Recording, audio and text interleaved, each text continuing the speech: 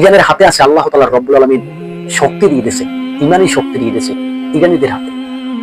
আর দজ্জালের শক্তি নিয়ে তো ইরানের সাথে যুদ্ধ করে পারবে না। এই যে নবী সাল্লাল্লাহু আলাইহি ওয়াসাল্লাম তো বলে গেছে যে তোমরা ইহুদির সাথে বন্ধুত্ব করিও না। সেইভাবে একই ক্যাটাগরিতে ইরান কিন্তু ইহুদির সাথে কোনো বন্ধুত্ব করতে চায় না।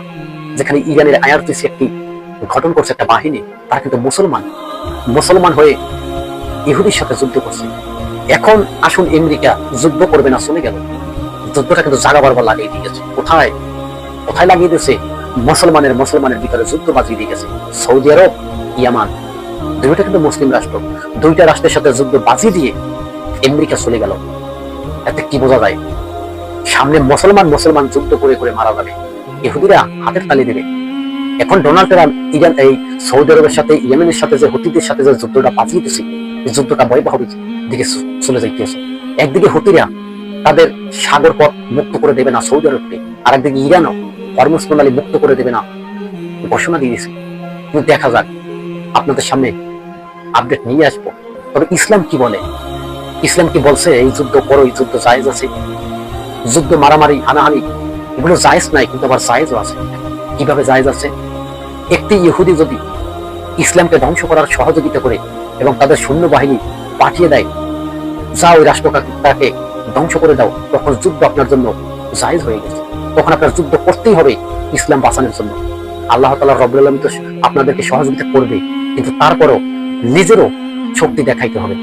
যুদ্ধের ময়দান ছেড়ে যখন ইসলামের যুদ্ধটা শুরু হয়, তখন ওই ময়দান থেকে যুদ্ধ থেকে যে সরে যাবে সে কিন্তু বেঈমান, সে মুনাফিক। মুনাফিকের কাজ কি?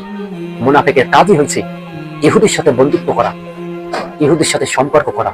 এই মোহাম্মদ বিন সালমান যে পাগড়িটা মাথায় দিছে, সৌদি আরবের একটা সুন্নাত, এই পাগড়ি মাথায় দিয়ে যে সমস্ত কাজ কারবার করছে, ভাই আমি আর কি বলবো। তারপর জেনেই গেছেন যে বিশ্বের ভিতরে একমাত্র দালাল থাকলে আছে সৌদি আরবের মোহাম্মদ বিন সালমান, আমেরিকার দালাল, ইহুদিদের দালাল।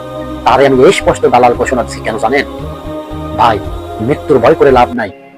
যে অপরাধ করবে তার বিরুদ্ধে কথা বলুন, তবেই হবেন আপনার ইমানদার একটি পরিচয়। সৌদি আরবকে বলবো, মুসলমানের হয়ে কাজ করুন, ইহুদির সাথে বন্ধুত্ব সারান দিন, বেশি দিন থাকতে পারবেন না। আজকে ফিলিস্তিনের কি অপরাধ ছিল?